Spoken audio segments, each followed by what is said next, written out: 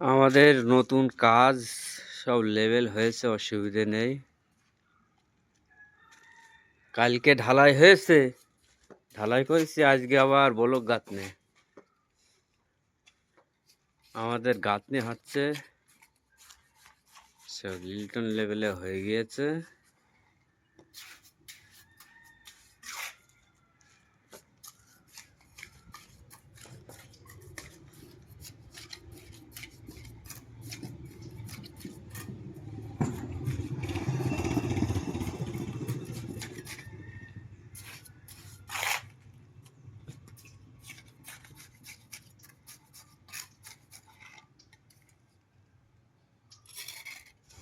এই যে পাশেই গেস্ট হাউস রয়েছে,